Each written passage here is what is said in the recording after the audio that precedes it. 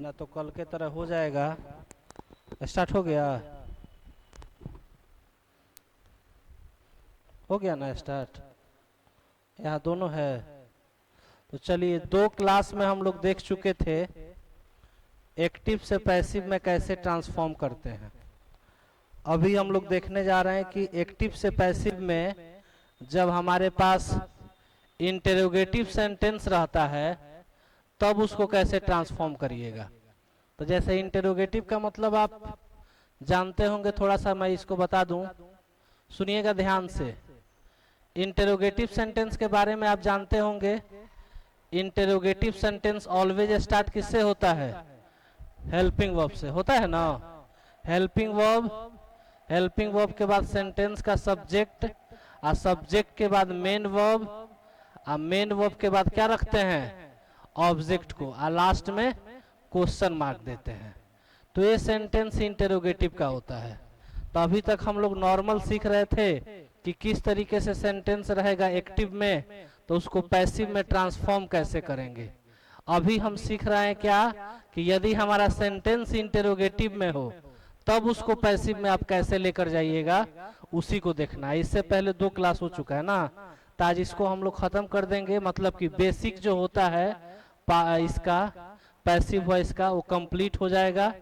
एक क्लास इसके बाद और होगा जिसमें इसका एडवांस वर्जन मिसलेनियस जो होता है, क्वेश्चन पूछा जाता है, उससे हम करेंगे। इसको भी बनाने में 1 से 2 सेकंड लगेगा, ज़्यादा नहीं लगेगा। तो अब हम लोग देखते हैं किस तरीके से सेंटेंस रहेगा, कैसे बनाना है। तो हम लोग हेडिंग लगाएंगे सर, हेडिंग लगाइएगा पैसिव वॉइस ऑफ,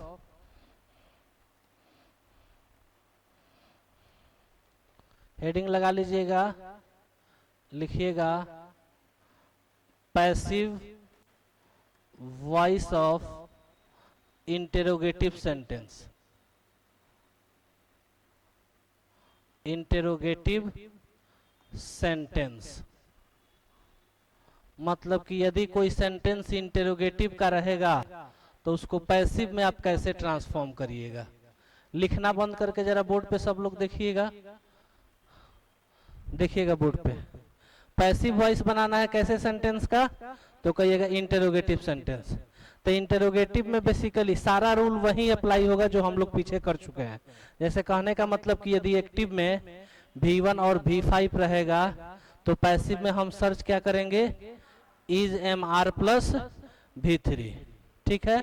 उसी तरीके से अगर लिखा हुआ मिले डू और डज के साथ वर्ब का फर्स्ट फॉर्म, तो इसमें भी हम सर्च करने का काम क्या करते हैं, इज MR प्लस V3। सारा का सारा चीज वही अप्लाई होना है, लेकिन थोड़ा सा डिफरेंट वे में इसको हम लोग अप्लाई करेंगे। तो देखते हैं कैसे यह फंक्शन करता है। तो सबसे पहले जानना होगा कि एक्टिव वॉइस में इंटेरोगेटिव सेंटेंस होता कैसे है, इसको हम लोग देख लेते हैं। तो एक्टिव वॉइस का यदि आप इंटेरोगेटिव सेंटेंस लिखेंगे, एक्टिव वॉइस का यदि आप इंटेरोगेटिव सेंटेंस लिखिएगा तो आपको पता होना चाहिए सबसे पहले इसमें हेल्पिंग वर्ब बाहर होता है, ठीक। अब हेल्पिंग वर्ब के रूप में हैज हैव आ सकता है, इज MR आ सकता है, कैन कुड में माइट कुछ भी आ सकता है, ठीक है। तो हेल्पिंग वर्ब सबसे बाहर होगा। उसके बाद आप लिखेंगे सेंटेंस का सब्जेक्ट, सब्जेक्ट के बाद आप लिखने का काम करते हैं मेन वर्ब, और मेन वर्ब के बाद क्या लिखते हैं सर, तो कहिएगा ऑब्जेक्ट रखते हैं, और लास्ट में क्या देंगे, क्वेश्चन मार्क दे देंगे। तो यह एक्टिव वॉइस का सेंटेंस कहलाएगा। तो जब इसको पैसिव में ट्रांसफॉर्म करिएगा तो अब यहां से देखने वाली बात यह है कि जैसे ही यह पैसिव में ट्रांसफॉर्म होगा, ध्यान से सुना जाए, जैसे ही यह पैसिव में ट्रांसफॉर्म होगा, पैसिव में जैसे ही यह ट्रांसफॉर्म होगा, तो जिस तरीके से एक्टिव वॉइस में, सुनते रहिएगा, जिस तरीके से एक्टिव वॉइस में हम सेंटेंस का हेल्पिंग वर्ब पहले रख रहे हैं, ठीक उसी तरीके से पैसिव वॉइस में हेल्पिंग वर्ब पहले ही होगा। तो हेल्पिंग वर्ब को आप पहले रखिएगा। हेल्पिंग वर्ब को आप बाहर रखते हैं।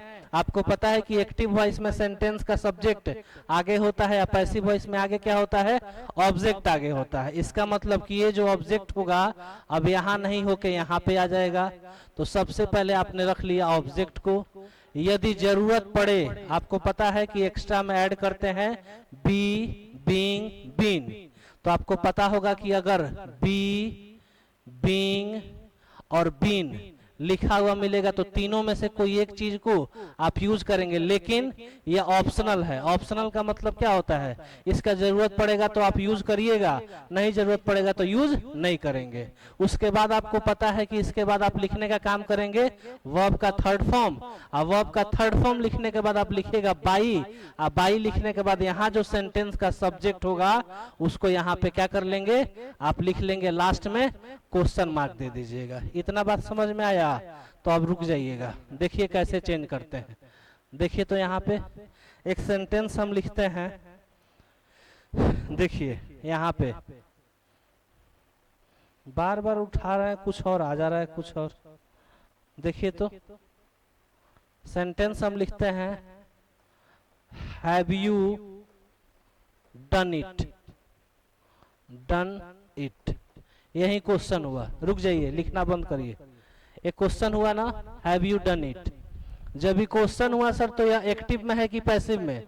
कहिएगा सर डूअर तो पहले है, और जब डूअर सेंटेंस का स्टार्टिंग में होता है तो वह सेंटेंस एक्टिव वॉइस का होता है। तब इसी को बनाना है, यह एक्टिव वॉइस का हुआ, तो इसी को ट्रांसफॉर्म हमको करना है पैसिव वॉइस में। तो पैसिव वॉइस में भी पहले क्या होना चाहिए, हेल्पिंग वर्ब होना चाहिए। तो यहाँ पे जैसे हेल्पिंग वर्ब हैव लिखा गया है, पैसिव वॉइस में भी आपको हेल्पिंग वर्ब लिखना होगा। और जब हेल्पिंग वर्ब आप रखिएगा तो कैसे रखिएगा, ध्यान से सुना जाए। तो सबसे पहले पता है कि सर एक्टिव वॉइस का सेंटेंस जो भी रहता है तो उसको जब हम ट्रांसफॉर्म करते हैं तो हमको सबसे पहले क्या लिखना होता है, कहेगा ऑब्जेक्ट लिखना। ऑब्जेक्ट इसमें क्या है, इट है, तो इट को सबसे पहले लिखिएगा। पहले इट को हम सबसे पहले लिख लिए, ठीक। अब यहाँ यू के कारण हैव था, ध्यान से सुना जाए, यू के कारण हैव था, तो इट के कारण क्या हो जाएगा, हैज होगा कि हैव होगा, हैज होगा ना। तो हम यहाँ पे लिख दिए हैज, ठीक है। सबसे पहले देखिएगा, ध्यान से सुना जाए, सबसे पहले हमने ऑब्जेक्ट को रखा, तो ऑब्जेक्ट को यहाँ ईट था तो ईट रखा गया। यहाँ यू के कारण हैव था तो ईट के कारण हमने हैज रख दिया। तो जैसे यह चेंज होगा आप उसको चेंज कर लीजिएगा, ना तो फिर गलत हो जाएगा। 4 ऑप्शंस रहेगा, अगर 2 ऑप्शन इस तरीके का दे दिया तो गलत हो जाएगा। तो आपने ईट के कारण हैज लिख लिया। अब पता है कि बी, बीइंग और बीन, तो आपको पता है कि जब भी हैज के साथ भी3 रहता है तो चेंज करते हैं हैज, हैव, बीन प्लस भी3। इसका मतलब यहाँ जरूरत किसका है, बीन का जरूरत है। तो हमने बीन को रख लिया। बीन के रखने के बाद क्या रखना है, वर्ब का थर्ड फॉर्म। तो वर्ब का थर्ड फॉर्म तो ऑलरेडी दिया हुआ है, तो हमने रखा डन, और उसके बाद लगाना है बाई। यू को हम चेंज नहीं करते हैं, तो ऐसे ही यू ही रहने देंगे, यही हमारा आंसर हो जाएगा। बात समझ में आया? जरा कॉपी कर लीजिए तो।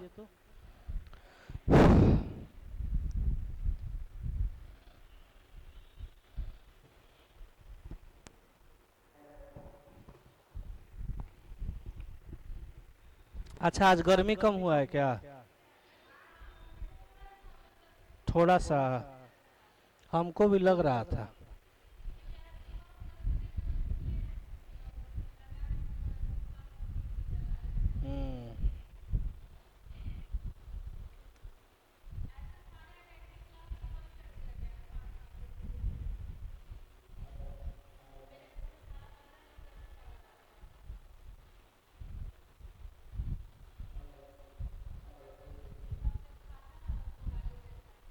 किसको गाली देता है? आपको?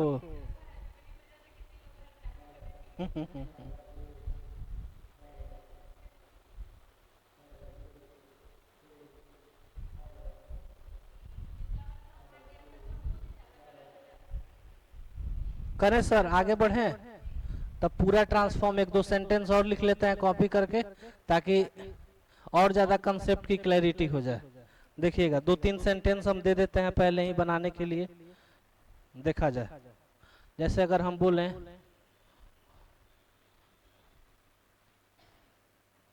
Is C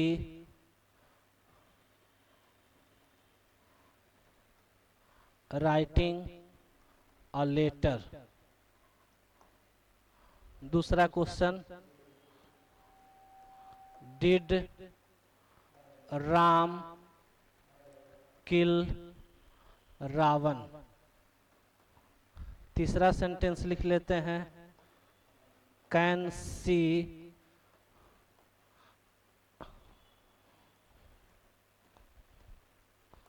lift this box. दूसरा लिख लेते हैं, has she remember her lessons. देखिए दिमाग लगाइएगा, सबसे पहले देखा जाए, सबसे पहले जो सेंटेंस है कह रहा है कि is she writing a letter. लिखना बंद करके समझिएगा, कह रहे कि is she writing a letter. जैसे ही आया क्वेश्चन है दिमाग में आपके, तो आपके दिमाग में कुछ कुछ होना चाहिए। इज स्टार्टिंग में है, इसका मतलब इंटेरोगेटिव सेंटेंस है।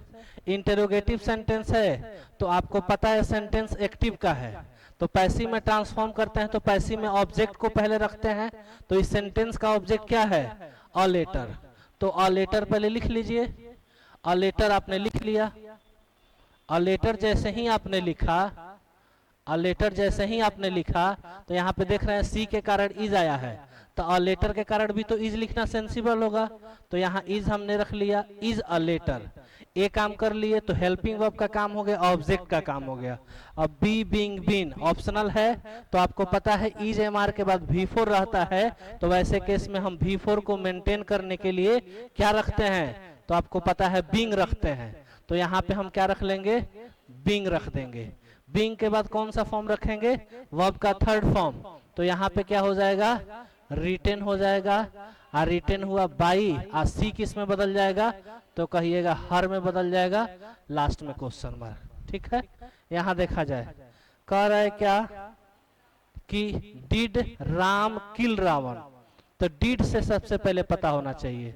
तो आपको पता यह था कि डिड के पास अगर V1 रहे, ध्यान से सुनिएगा, तो इसको पैसिव वॉइस में हम कन्वर्ट करते हैं, तो लिखते हैं वाज आ वर के बाद कौन सा फॉर्म, V3। तो यहाँ डिड लिखा गया, डिड के बाद यहाँ किल V1 है, तो अब हम इसी के बेसिस पे ट्रांसफॉर्म करेंगे। तो जब इसके बेसिस पे आप ट्रांसफॉर्म करिएगा, तो सर आपको लिखना होगा सबसे पहले वाज और वर। उससे पहले हम रावण को ले आते हैं। तो रावण को जैसे ही यहाँ पे हम ले आए, रावण को जैसे ही हमने लिखा, तो वर किसी भी तरीके से सेंसिबल नहीं है, तो क्या लिखना होगा यहाँ पे, तो कहिएगा वॉज लिखना होगा। तो वॉज रावण, इसमें बी बीइंग बीन का यूज नहीं होता है, तो उसको हम हटा देंगे और डायरेक्ट क्या लिखेंगे, थर्ड फॉर्म।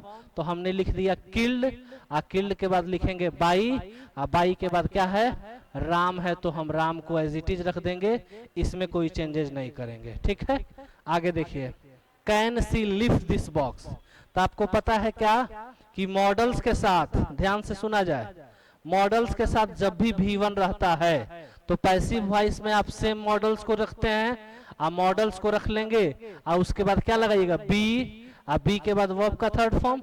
अब इसी पे ट्रांसफॉर्म करना है इसको, और जब इसी पे ट्रांसफॉर्म करिएगा तो हम लोग देख लेते हैं कैसे ट्रांसफॉर्म होगा। तो मॉडल सबसे पहले आना चाहिए। तो यहाँ कैन है, तो आप कैन को एज इट इज छोड़ दीजिए। तो कैन था तो कैन को हमने एज इट इज छोड़ दिया, तो हमने लिखा कैन। अब ऑब्जेक्ट इसमें क्या है, दिस है कि केवल बॉक्स है, दिस बॉक्स दोनों है, तो कैन दिस बॉक्स आप लिखेंगे, दिस बॉक्स। अब आपको पता है कि कैन वाले केस में हम बी का यूज करते हैं, तो हम लिखेंगे बी, और लिफ्ट का थर्ड फॉर्म लिफ्टेड हो जाता है, तो हमने रखा लिफ्टेड बाई। यहाँ सी है तो क्या हो जाएगा, हर, यही हमारा आंसर हो जाएगा। आइए, has she remembered her lessons. तो ऑब्जेक्ट को सबसे पहले लिखना है, तो ऑब्जेक्ट यहाँ क्या है, हर लेसन्स है, तो आपने लिखा हर लेसन्स। अब हर लेसन्स आपने लिख दिया।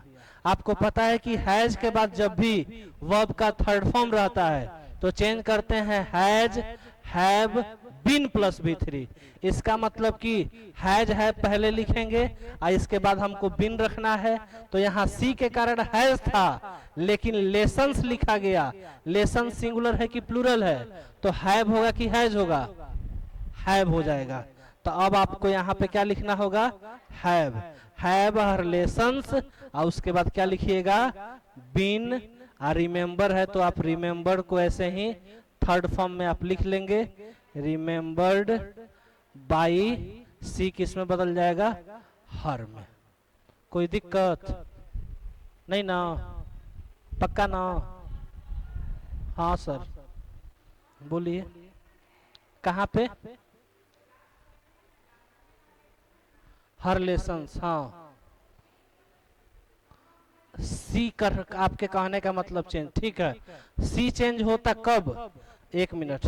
सी चेंज, इसमें भी फोन आने लगता है। सी चेंज होता कब? जब इकलौता रहता सी तब।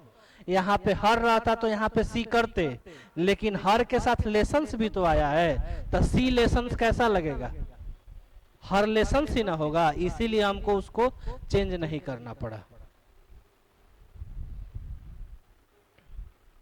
थोड़ा कलम तेज चलाइएगा।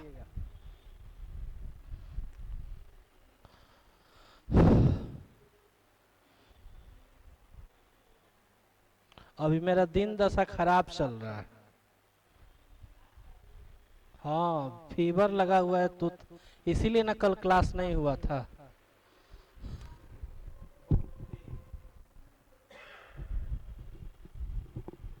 फीवर हुआ है, जब ऊपर नीचे चढ़ रहा है सीढ़ी पे चक्कर आने लग रहा है। कोई विश्वास नहीं करेगा इतना हेल्दी आदमी को चक्कर कैसे आ सकता है।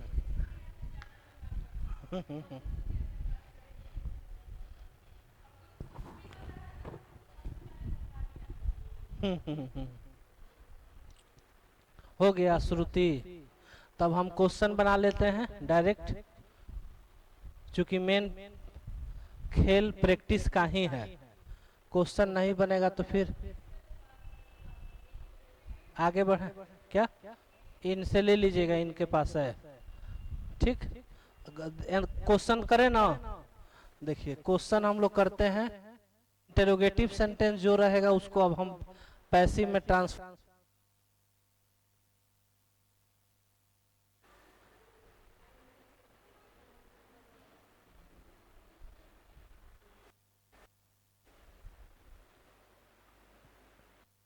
का मतलब आगे क्या होना चाहिए? हेल्पिंग वर्ब होना चाहिए ना। तब हेल्पिंग वर्ब वाला क्वेश्चन हम लोग खोज लेंगे सबसे पहले।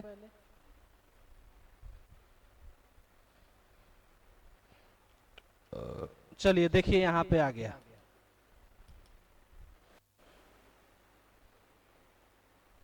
आज देखिए पहला क्वेश्चन कहता है 14 number, could you pass the salt. इसका मतलब कि लग रहा है कि कोई व्यक्ति रेस्टोरेंट में बैठा है और उससे नमक मतलब पास करवाया जा रहा है ना।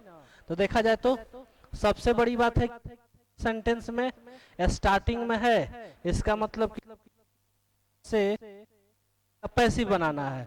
तो सब जगह कुड होना चाहिए, सब जगह कुड लिखा है, सब जगह आपने देख लिया। ऑब्जेक्ट क्या है? 10 है, 10 साल्ट सब है, ये भी है। और आपको पता है यह कि सेंटेंस में जब कुड के बाद V1 रहता है तो उसमें बी यूज करते हैं, तो जहां बी नहीं होगा उसको हटा देंगे। तो ऑप्शन नंबर ए इलिमिनेट हो गया।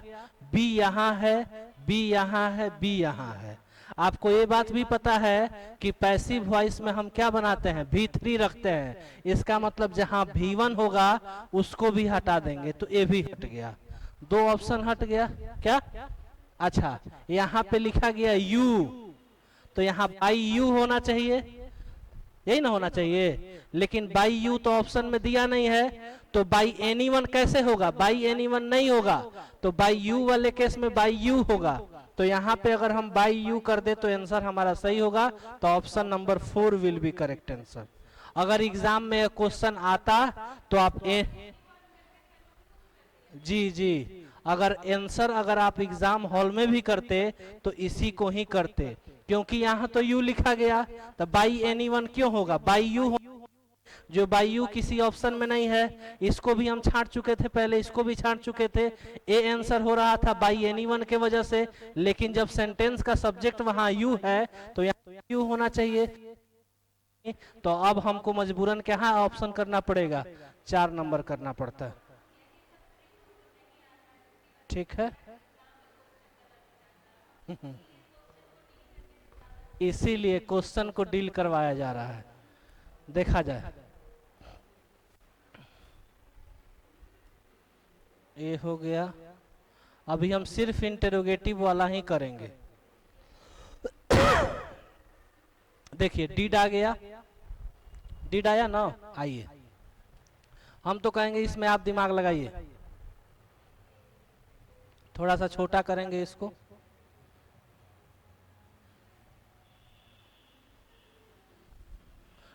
रखना अलग चीज है, क्वेश्चन बनाना अलग चीज है। ऑप्शन नंबर सेकंड आंसर कर दिया जाए, होगा ना जी। बिल्कुल, डिड के साथ हम वॉज यूज करते हैं, तो वॉज जिसमें होगा वही आंसर होगा। ऊपर वाले में हैड है नहीं होगा, एज है नहीं होगा, इज है नहीं होगा। ऑप्शन नंबर सेकंड आंसर हो जाएगा। ठीक,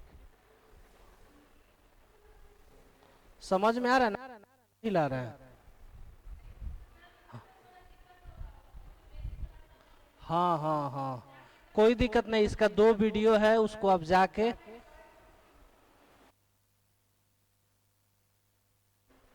इसको भी हम देखते। चलिए इधर अब क्वेश्चन होगा।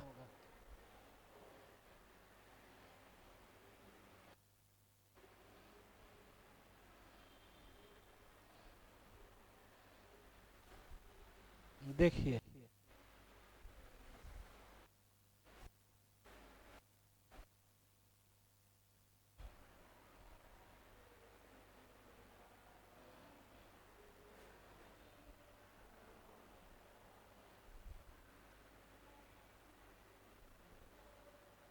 अब लग रहा है क्वेश्चन नहीं है, है?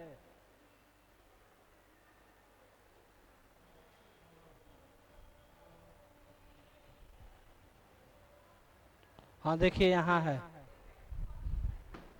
45 है ना। देखा जाए, बी होना चाहिए, बी के बाद वर्ब का थर्ड फॉर्म होना चाहिए। तो जहाँ वर्ब का थर्ड फॉर्म होगा उसको आप मार्क करके चलिएगा सबसे पहले। बी यहाँ है। अच्छा, यहाँ हिम है ना, तो ही हो जाएगा, ही होगा ना। तो जहाँ ही नहीं होगा उसको काट दीजिए ना। ई कट, ई दोनों कट गया। या तो आंसर ये होना या फिर ऑप्शन नंबर, लेकिन यहाँ पे बाई वी है तो बाई यस होगा। ऑप्शन नंबर सी करेक्ट हो जाएगा। आगे देखिए,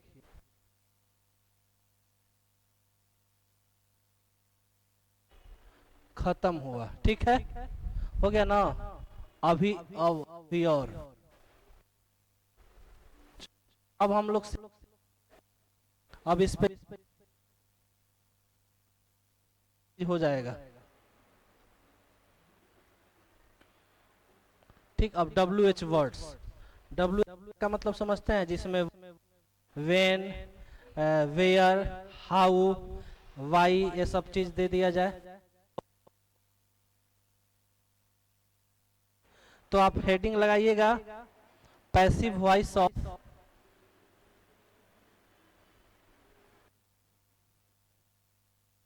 पैसिव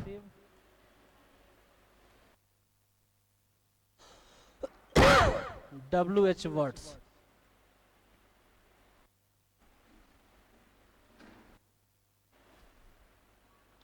इसका मतलब WH वर्ड का मतलब आपको आना चाहिए क्या क्या होता है। तो इधर हम साइड में लिख देते हैं WH वर्ड क्या होता है।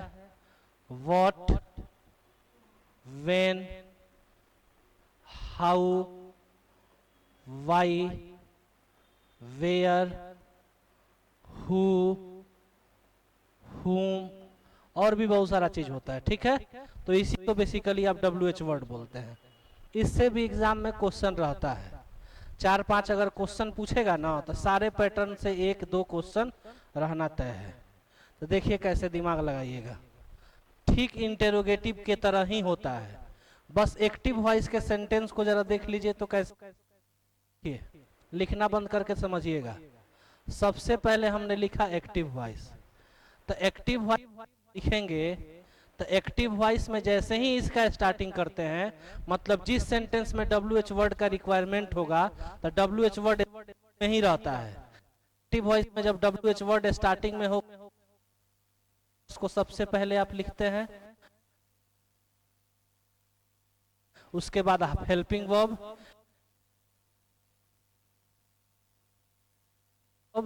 मेन वर्ब के बाद क्या रखिएगा, ऑब्जेक्ट, लास्ट में क्वेश्चन मार्क, होगा ना जी। अच्छा, जब आप पढ़ रहे होंगे तो सेंटेंस के टाइप जब हम पढ़ाए थे तो उसमें इंटेरोगेटिव सेंटेंस पढ़ाए थे, उसमें चीज था ना जी, तो वही चीज है।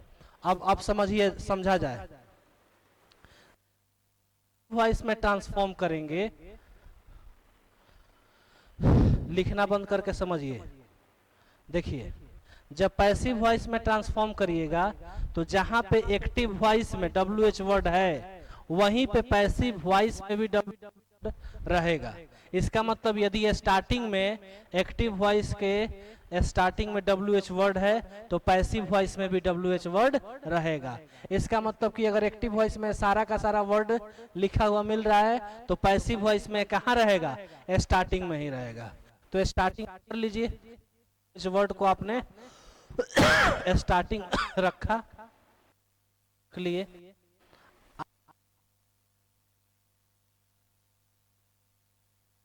इसमें सेंटेंस का सब्जेक्ट पहले तो कहिएगा ऑब्जेक्ट पहले। अब जरूरत पड़ेगा लिखेंगे, क्या लिखिएगा, बी, और क्या लिखेंगे, बिन।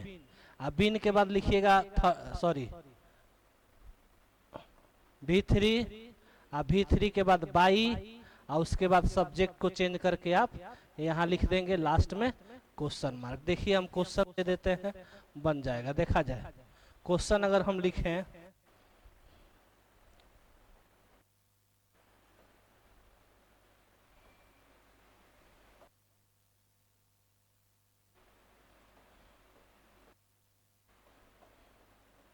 देखिए कह रहा है कि when have you done it, ठीक है, WH पहले, हेल्पिंग वर्ब, फिर सेंटेंस का सब्जेक्ट, फिर मेन, और फिर क्या हो गया, ऑब्जेक्ट, ठीक है।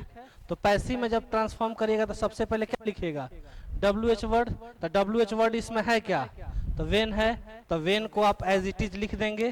तो आपने क्या रखा, वेन को लिख दिए। उसके बाद रखना क्या, चेंज करके ईट को लिखिएगा, तो ईट को आपने लिख दिया, यू के कारण हैव था तो ईट के कारण क्या हो जाएगा, हैज हो जाएगा। आपको पता है क्या कि हैव में हम क्या यूज करते हैं,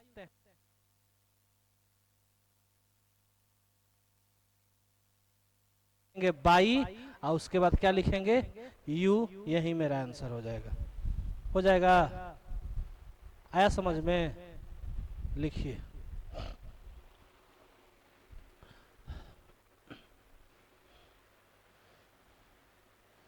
जब आपको लगेगा छोड़ देना चाहिए तो बता दीजिएगा, ठीक।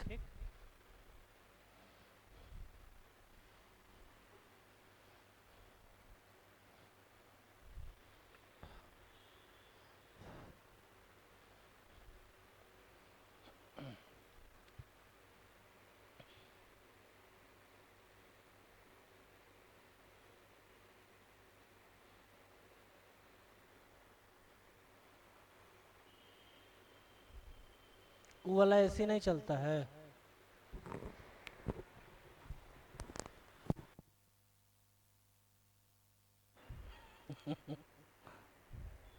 गर्मी लग रहा है, काम नहीं कर रहा है, उसका फैन ऑन है, कूलिंग नहीं कर रहा है, हो गया। तो अब इसको देख ही लेते हैं। चलिए, इसमें थोड़ा सा डिफरेंट आ जाता है, हु वाला केस, देखिए बना देते हैं। अब दोनों को एक साथ डिस्कस कर लेंगे। अब हेडिंग आप लगाएंगे,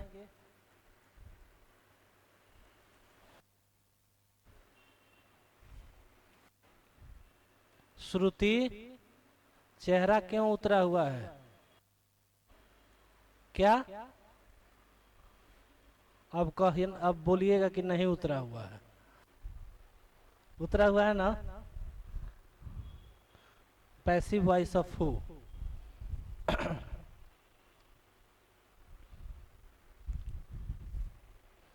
हो गया। देखिए इसको हम समझते हैं सबसे पहले हु किस तरीके से फंक्शन करता है। ठीक, तो हु मतलब आप जानते होंगे क्या होता है, कहिएगा सर। हु का मतलब तो होता है कौन। आज जब भी यह सेंटेंस में यूज होता है तो यह डूअर की तरह यूज होता है।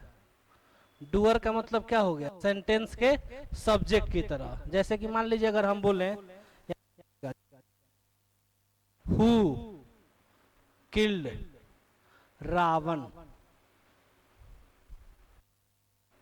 तो इस सेंटेंस का सब्जेक्ट कौन होगा, हु हो जाएगा, होगा ना।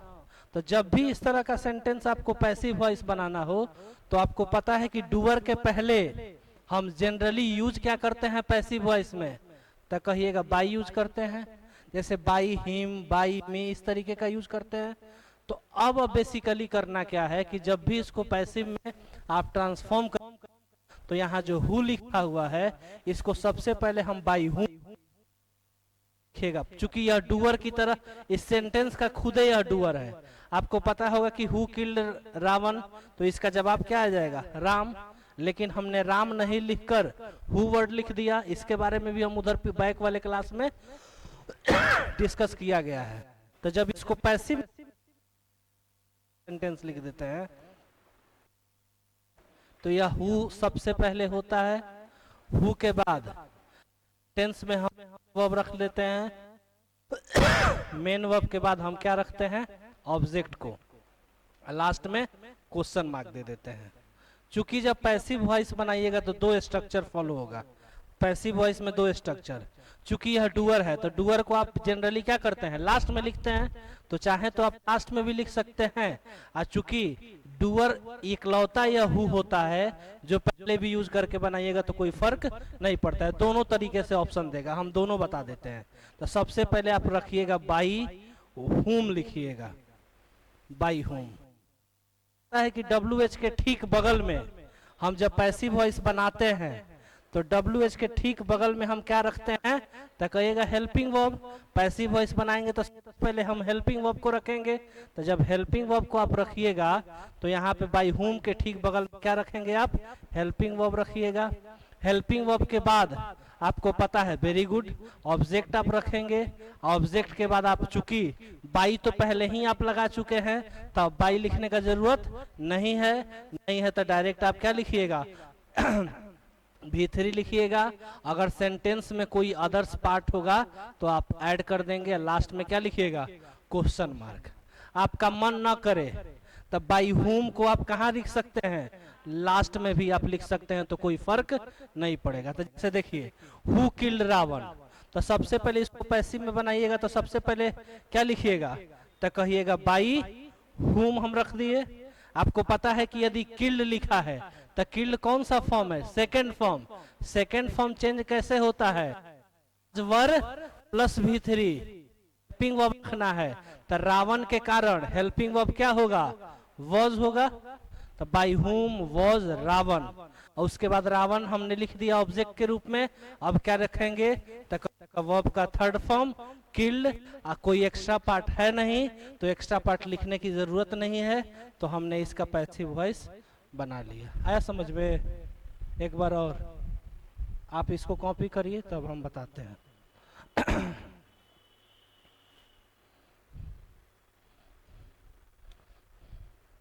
एक बार और वाला चेहरा दिख जाता है।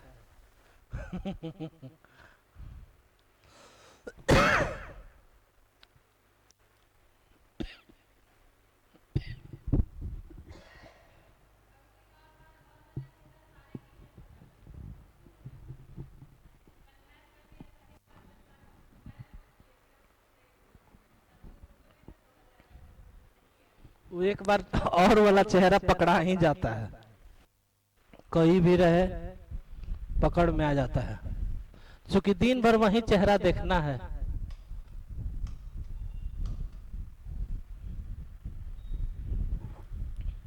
अगर वो कूलिंग नहीं कर रहा है ना सर, तो अंदर में उसका एक फैन होता है, वो ऑन नहीं होगा। हवा दे रहा है, हाँ तब ठीक है। क्या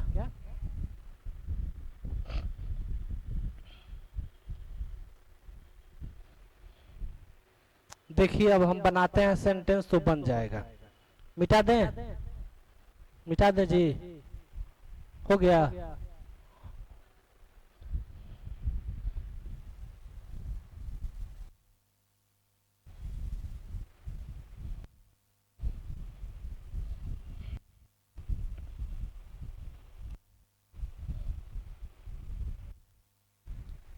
चलिए देखा जाए एक बार और। कुछ लोग को डाउट है तो देखा जाए।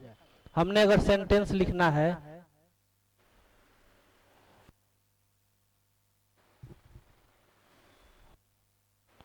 इनवाइटेड,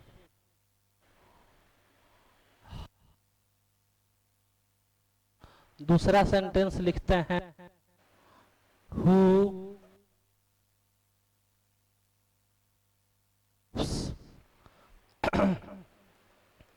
यू, दूसरा सेंटेंस लिखे हु लव्स मी। तीन सेंटेंस लिख लिए। अब जरा समझ आ जाए तो देखा जाए। लिखना बंद करिए। सबसे पहले क्या करना है, बाई होम लिखना है। अब लिखना बंद कर दीजिएगा। हुआ ना। इनवाइटेड कौन सा फॉर्म है, सेकेंड फॉर्म। तो सेकेंड फॉर्म को चेंज किस में करते हैं, वाज वर प्लस V3। तो WH के ठीक बगल में हमको क्या रखना है, वाज। तो हम चूंकि हर है तो यहाँ पे हमने लिख दी वॉज। तो बाई होम वॉज। अब आपको पता है कि हर जब इधर आएगा तो सी में कन्वर्ट हो जाएगा। Very good. By whom was she. Was के बाद वर्ब का थर्ड लिखेंगे, इनवाइटेड। आपका आंसर हो जाए, बनेगा। अब दूसरा, इसमें बताइए ऑब्जेक्ट कितना है। एक तो नहीं, ये तो सेंटेंस का सब्जेक्ट हो गया, ये वर्ब हो गया। एक ऑब्जेक्ट यू है, दूसरा मनी है। दो दो है, तो दो दो है तो दोनों से आप बना सकते हैं। ठीक है, मनी से भी बनाइए, यू से भी बनाइए, कोई फर्क नहीं पड़ता। अब बनाते हैं तो सबसे पहले हम यू बना लेते हैं। तो आपको पता है क्या रखना है, बाई होम सबसे पहले आप रखेंगे। बात आपने रख लिया। अच्छा, जब यू को इधर ले आइएगा तो यहाँ लिखा गया V5। V5 चेंज किस में होता है, V3। यू को जैसे ही इधर बुलाइएगा तो यू जैसे तो यू से क्या होगा तो हम लिख दिया आर। तो बाई होम आर यू। उसके बाद वर्ब का थर्ड फॉर्म है यहाँ पे, तो क्या गिवन। एक्स्ट्रा में क्या बच गया, मनी। तो हमने मनी को लिख दिया। सपोज करिए ऐसे नहीं बनाना है, दूसरे तरीका से बनाना है। तो दूसरे तरीका से बनाना अगर है तो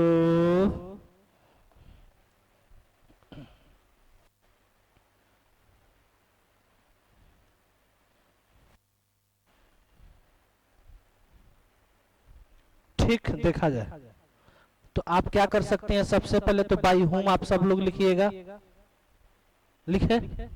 अच्छा, अब मनी को आप बाहर ले आ सकते इधर। तब मनी को हमने बाहर ले आया। ठीक बगल में क्या चाहिए, यहाँ होना चाहिए।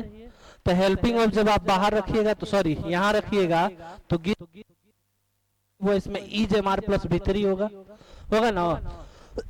तो मनी के कारण इज होगा कि आर होगा, इज होगा ना। इज हमने कर लिया तो हमने लिखा बाई होम इज मनी। और उसके बाद थर्ड फॉर्म है तो हमने गिवन। जब गिवन हो गया तो एक्स्ट्रा बचा क्या, यू। तो हमने यू रख लिया, यही मेरा आंसर हो गया। दोनों तरीका सही है, ठीक है।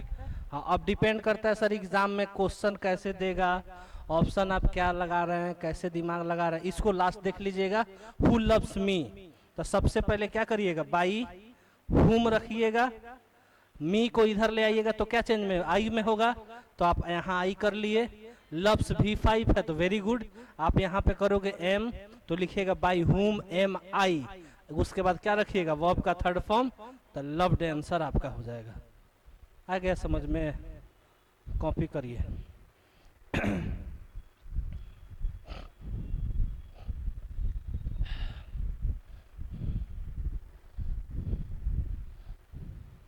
अब इस पे ढेर सारा प्रैक्टिस है, अभी हम लोग कर लेते हैं।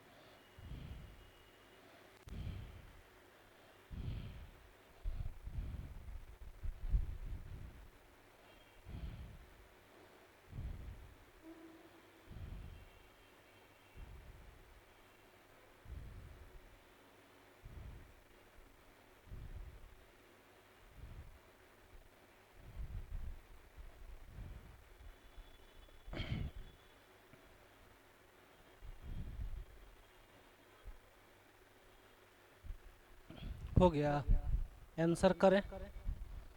देखिए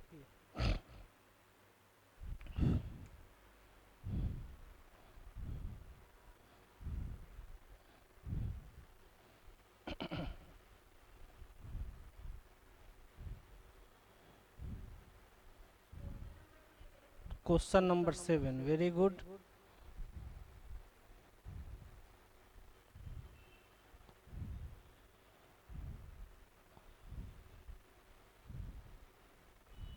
क्वेश्चन नंबर 7, 9, 10 सब तो ये वो देख तरीके रे, अभी यही तो हम लोग कर रहे थे। यहाँ पे हम लोग गिव्स किए, लेकिन यहाँ पे क्या गया, गेव। गेव कौन सा, सेकेंड फॉर्म है। तो सेकेंड फॉर्म में हम नहीं, ये कैसे होगा। अगर आप ए आंसर करते तो यहाँ यू को देख पा रहे हैं, यू के कारण तो वर आंसर होना है, तो ए आंसर नहीं होगा, ना होगा। जैसे मान लीजिए हम बोलते हैं यू आर गुड बॉय, तो यू के साथ आर रखते हैं, तो आर होता है, तो जब पास्ट में जाता है तो वर होता है ना, वर होगा ना जी, कंफर्म है ना, पक्का ना।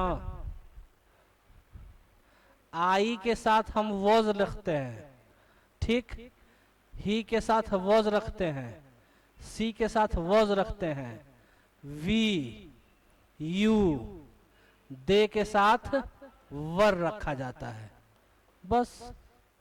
तो ऑब्जेक्ट अब जब आप इधर ले आओगे, तो जब ऑब्जेक्ट हो गया आंसर, सेकंड नंबर होगा आंसर, होगा, पक्का ना। अब आपके लिए हम छोड़ देते हैं। चलिए 9 नंबर क्वेश्चन बताइएगा। एक बात ध्यान से सुन लीजिए, एक्टिव वॉइस का कोई भी सेंटेंस में, सुनिएगा पहले, प्रैक्टिस क्वेश्चन है। एक्टिव वॉइस में अगर कुछ भी लिखा रहे तो पैसिव वॉइस में वह इलिमिनेट नहीं होना चाहिए, ठीक।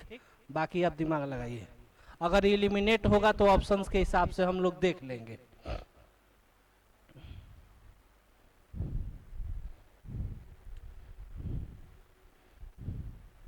पहले दिमाग लगाइएगा, WH के बाद क्या आना चाहिए, हेल्पिंग वर्ब होना चाहिए ना जी।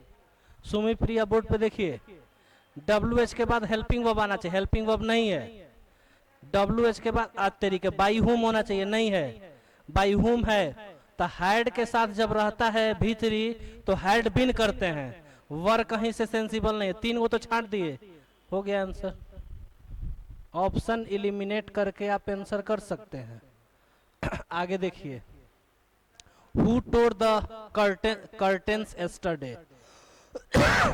टोर का मतलब होता है फाड़ना, टीयर का मतलब first form, tore second form, torn third form. तो टॉर्न लिखा है कहीं, नहीं लिखा है, हाँ लिखा तो है। तो सबसे पहले बाई हुम सब जगह होना चाहिए, देखिए बाई हुम सब जगह है।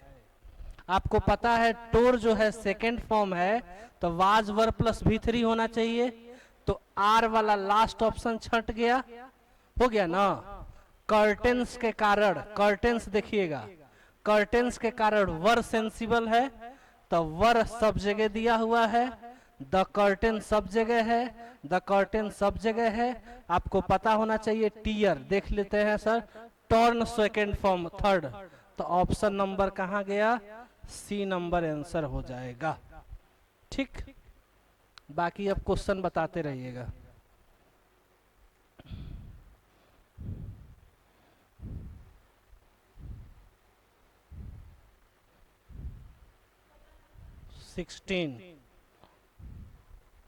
Sixteen, who asked you to draft this letter. Who के बाद आस्क्ड, इसका मतलब सेकेंड फॉर्म, सेकेंड फॉर्म का मतलब वाजवर, WH के ठीक बगल में वाजवर आना चाहिए, कहाँ है आंसर किया जाए।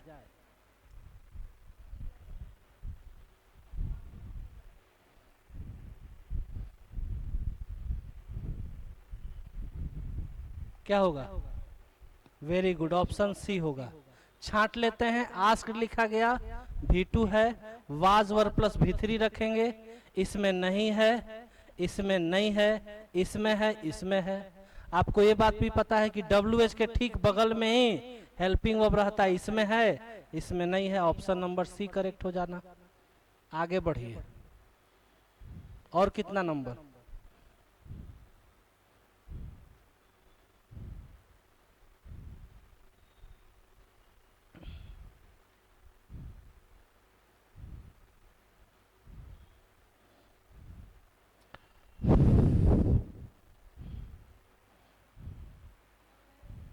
अब नहीं है। देखिए यहाँ है 32 नंबर क्वेश्चन को देखा जाए 32, ये वहीं से दिख गया इतना छोटा। वाह, आंख बहुत तेज है जी आपका, वाह। चलिए, वेन है तो सब जगह वेन होगा, होगा ना, तो सब जगह वेन आप कर लिए, तो वेन के ही बगल में WH वर्ड के ही बगल में क्या होना चाहिए, हेल्पिंग वर्ब होना चाहिए। और डीड के बाद जब V1 रहता है तो चेंज किस में करते हैं, वाज वर्ब प्लस V3, तो किस में है वाज वर्ब प्लस V3,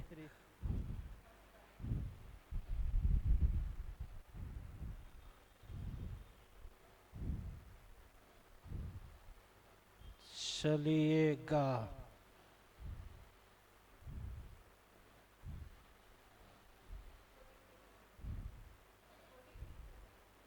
चलिए 46 है, उसके बाद हम देख लेते हैं, नहीं है, ठीक। तब 46 आप देखेंगे।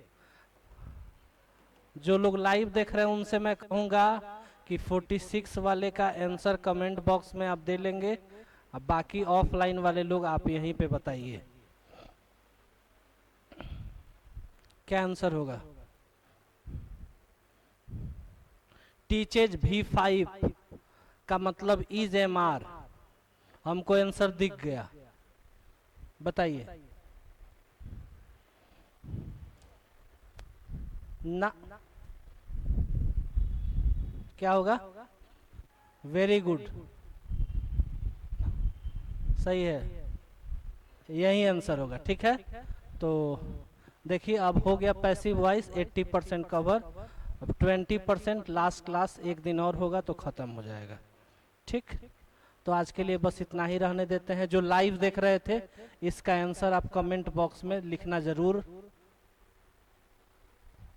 चलिए सर बंद कर दीजिए।